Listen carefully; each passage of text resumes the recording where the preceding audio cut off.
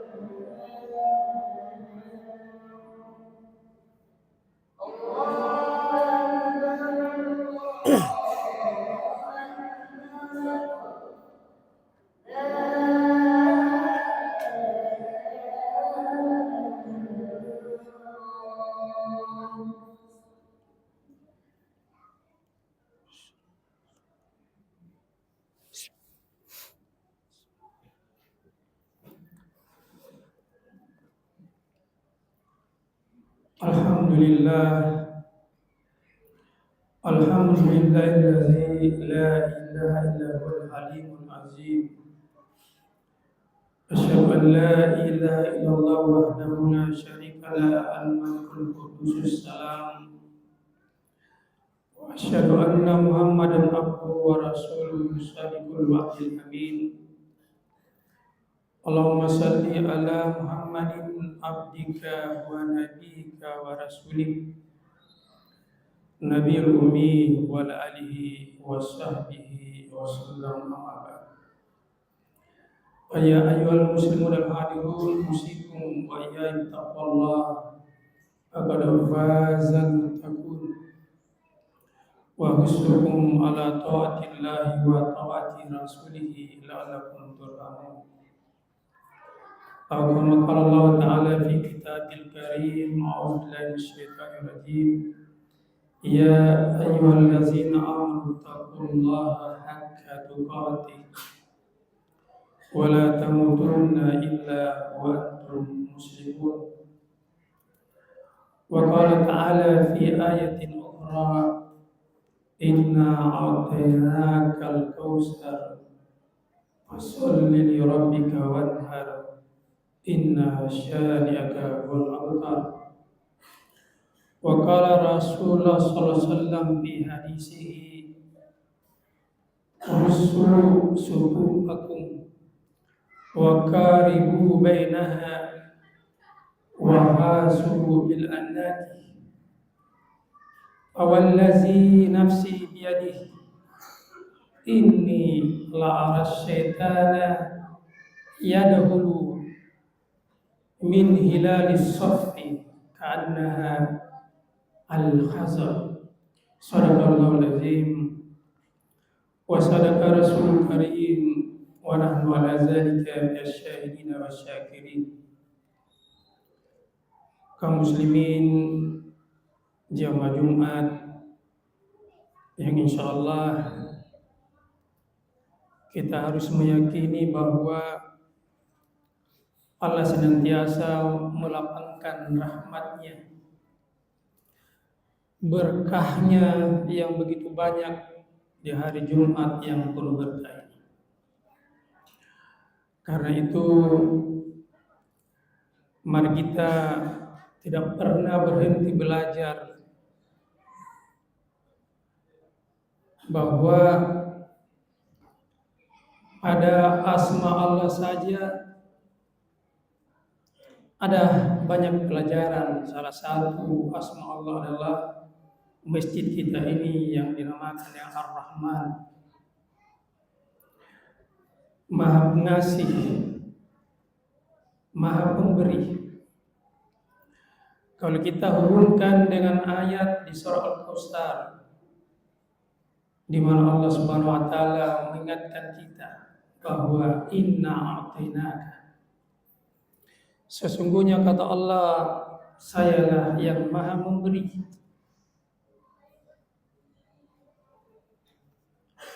Manusia itu adalah hanya membagi-bagi apa yang diberikan oleh Allah Subhanahu wa taala.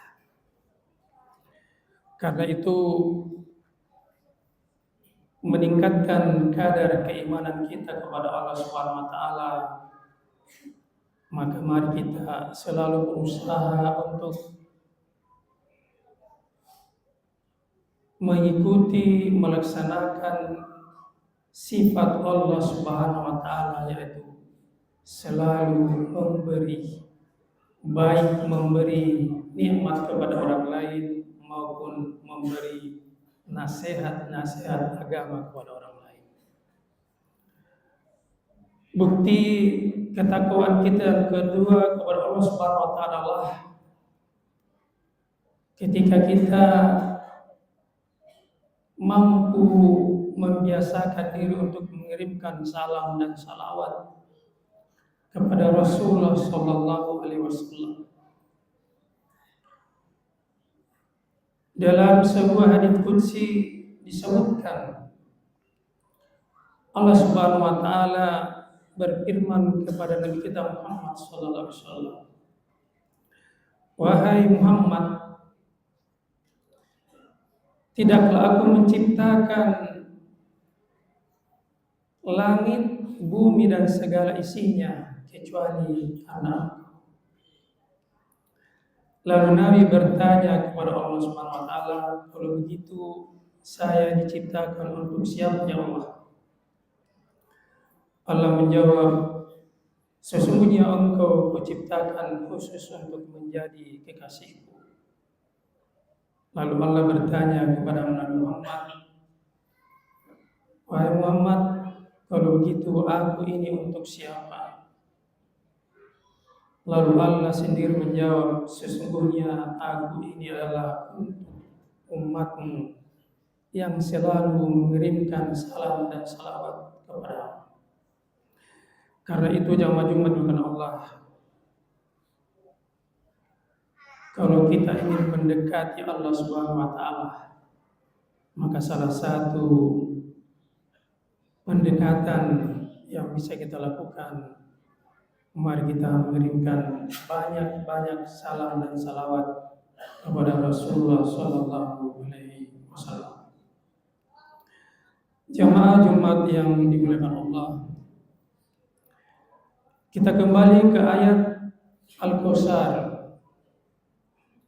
bahwa Allah Subhanahu wa taala telah memberikan begitu banyak nikmat Al-Kautsar kepada kita semua. Salah satu nikmat yang Allah berikan kepada kita adalah nikmat harta. Di dalam kehidupan kita ini,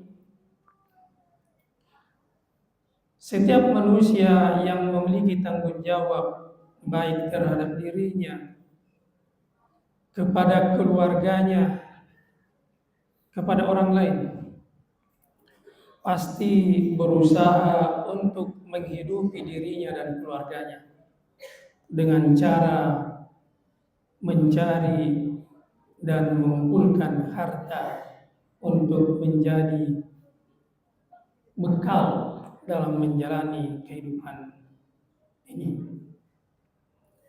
Namun jamaah Jumat yang dimuliakan Allah, sebagai manusia yang diberikan nafsu oleh Allah Subhanahu wa taala,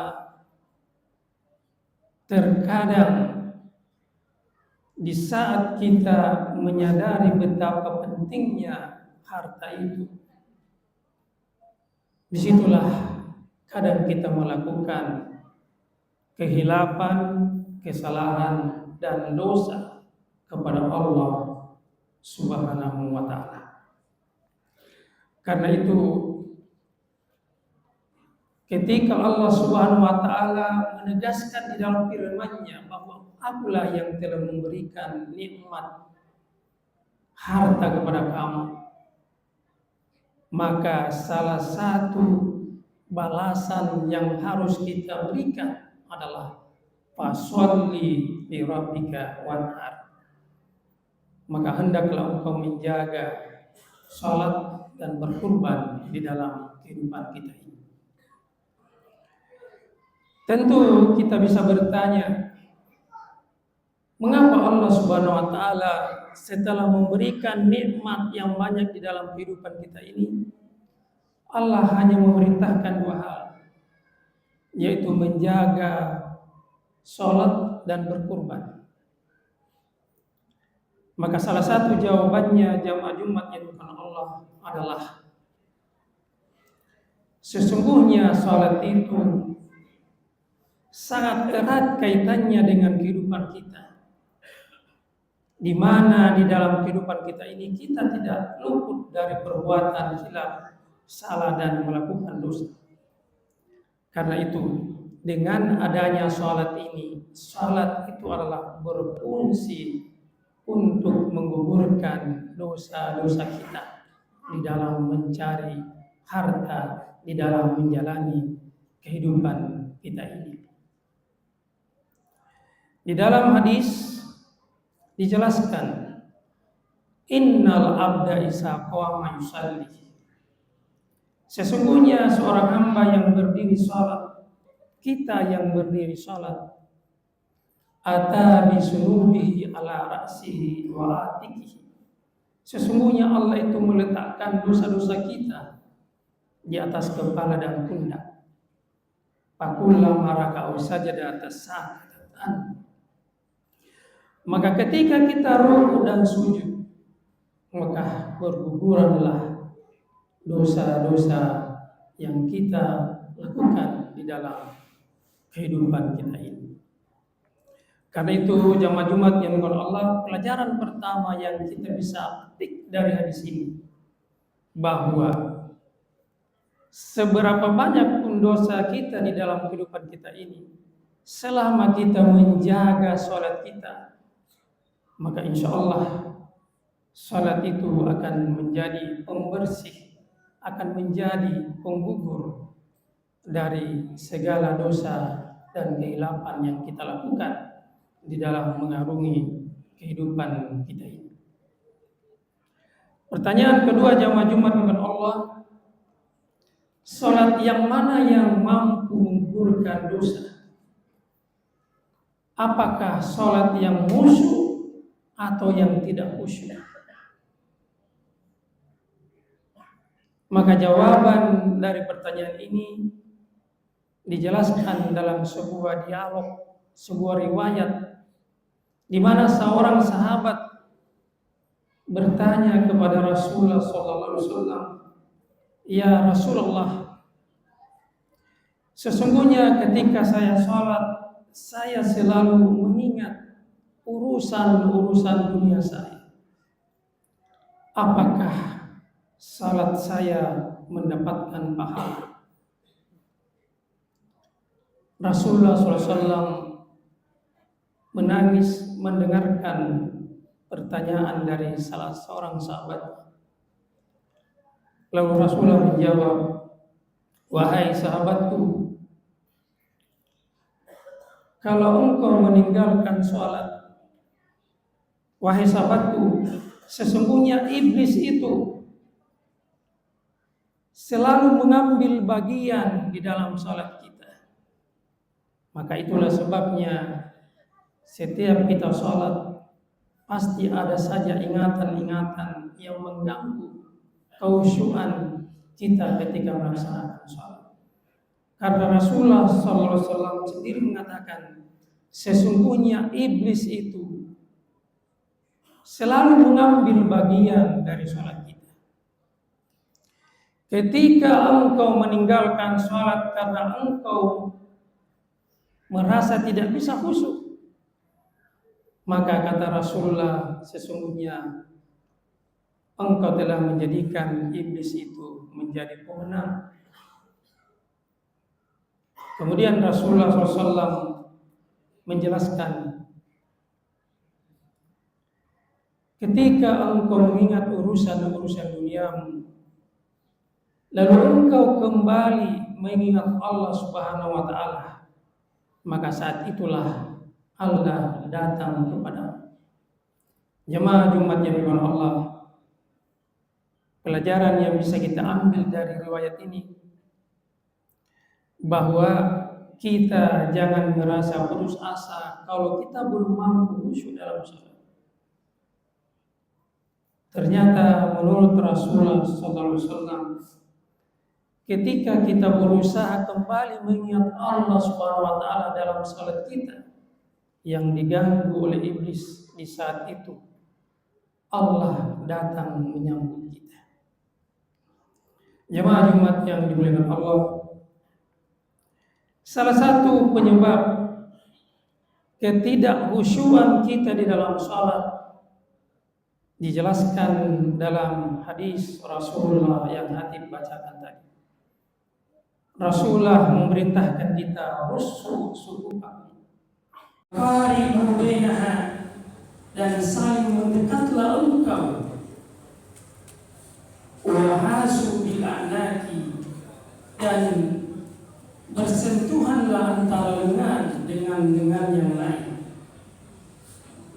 Awallasi nafsi biyadihi, kata Rasulullah, demi Allah yang jiwaku berada di zati, inni la ar-syaitana yadkhulu min hilalis safi, sesungguhnya saya, kata Rasulullah, melihat setan masuk di antara celah-celah saf itu, ka'annaha al-hazab, bagaikan kambing hitam yang kecil. Jadi jamaah Jumat kepada Allah, hadis ini kalau kita kaji berdasarkan kaidah kebahasaan dalam hukum Islam, di mana disebutkan al-aslu bil amri, suatu perintah di dalam sebuah nas, rusuh, Rasulullah memerintahkan kita luruskan saf, rusuh, maka itu adalah perintah. Maka semua perintah menurut kaidah kebahasaan ini adalah wajib. Ketika kita mengabaikan untuk tidak meluruskan saf di dalam salat, ketika kita telah merenggang safnya di dalam salat, pada Rasulullah memerintahkan kita untuk waqaribu, saling mendekat. Ketika kita tidak menyentuhkan lengan kita dengan lengan di samping kita, maka itulah salah satu penyebab utama kita susah khusyuk dalam salat. Mengapa? Oleh karena kata Rasulullah, inni la ar-syaitan, sesungguhnya saya melihat setan itu masuk di celah-celah atau di antara saf kita. Karena itu jemaah Jumat dengan Allah, untuk menyempurnakan sholat kita, agar sholat kita menjadi penggugur dari segala dosa-dosa kita, maka mari kita memperhatikan pentingnya meluruskan saf, pentingnya mendekatkan saf antara di samping kita, dan memperhatikan bagaimana supaya sapi itu betul-betul tersata dengan baik. Jamaah Jumat yang dimuliakan Allah yang terakhir, mengapa kita harus memperbaiki sholat agar sholat itu menjadi pengukur dari segala dosa-dosa kita? Oleh karena kata Rasulullah di dalam hadisnya, awwalu ma yuhasabu bihi minal abdi yawmal qiyamah sholat. Sesungguhnya amal yang pertama kali akan dihisab pada hari kiamat adalah sholat kita. Faisa salbat sayur amali. Ketika salat kita baik, ketika kita memperbaiki salat kita dengan memperbaiki sholat, maka semuanya itu akan baik. Waisa fasadat sayur amali. Ketika kita mengabaikan itu, maka rusaklah semuanya. Ya makin Allah, mudah-mudahan hadis ini memberikan motivasi bagi kita bahwa kita yang sudah terlanjur menjaga sholat kita lima waktu, maka tidak ada jalan lain untuk kita berusaha memperbaiki sholat kita. Mengapa? Karena salat ini adalah modal kita di hadapan Allah Subhanahu wa taala. Barakallahu wa lakum fil Qur'anil Karim wa nafa'ani wa iyyakum bima fihi minal ayati wa zikril hakim wa taqabbal minni wa minkum tilawatahu innahu sami'un.